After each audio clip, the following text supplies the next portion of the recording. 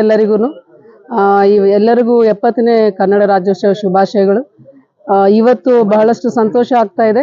ನಮ್ಮ ಕೇಂದ್ರ ಕಾರಾಗೃಹ ಕಲಬುರಗಿಯ ದ್ವಿತೀಯ ದರ್ಜೆ ಸಹಾಯಕರಾದ ಶ್ರೀ BP ಕಾಳಿಂಗ ಅವರಿಗೆ ಸರ್ವೋತ್ತಮ ಸೇವಾ ಪ್ರಶಸ್ತಿಯನ್ನು ಸಿಕ್ಕಿದೆ.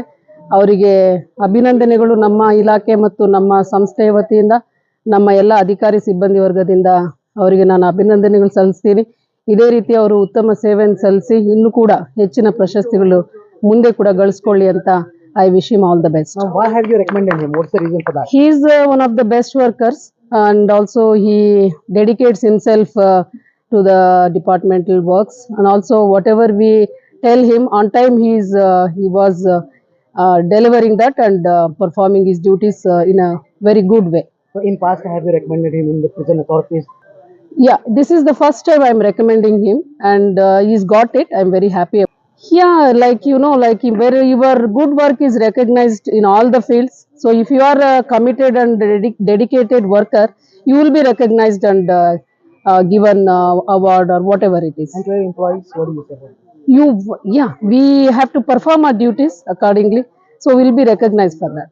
ನಮ್ಮ ಒಂದು ಕೆಲಸವನ್ನು ಗುರುತಿಸಿ ನಮಗೆ ಒಂದು ಪ್ರೋತ್ಸಾಹ ನೀಡಿ ನಮ್ಮ ಒಂದು ಇನ್ನೂ ಹೆಚ್ಚಿನ ರೀತಿಯಲ್ಲಿ ನಮಗೆ ಕೆಲಸ ಮಾಡಲಿಕ್ಕೆ ಪ್ರೋತ್ಸಾಹ ನೀಡಿ ನಮಗೆ ಏನು ಪ್ರೋತ್ಸಾಹ ಕೊಡ್ತಾ ಇದ್ದಾರೆ ಮೇಡಮ್ ಅವ್ರಿಗೂ ನಮಗೆ ತುಂಬ ಹೃದಯದಿಂದ ಧನ್ಯವಾದಗಳನ್ನು ಹೇಳ್ತಾ ಇದ್ದೀನಿ.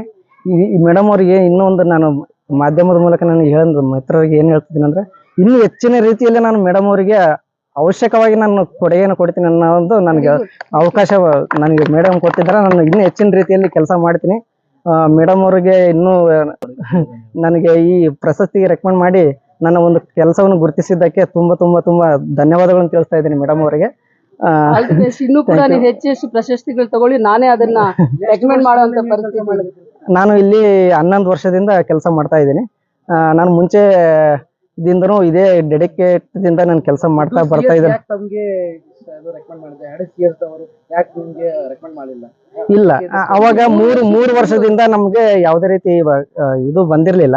ಈಗ ಗೌರ್ಮೆಂಟ್ಲಿಂದ ಏನು ಬಂದಾದ್ಮೇಲೆ ಮೇಡಮ್ ಅವ್ರು ನಮ್ಮ ಕೆಲಸಗಳನ್ನ ಗುರುತಿಸಿದ ಮೇಲೆ ಇದು ಒಂದು ನಮ್ಗೆ ಸುವರ್ಣ ಅವಕಾಶ ಮೇಡಮ್ ಅವ್ರು ಬಂದಾದ್ಮೇಲೆ ನಮಗೆ ಸಿಕ್ಕಿರೋದು. ನಮ್ಗೆ ತುಂಬಾ ಸಂತೋಷ ಆಗಿದೆ.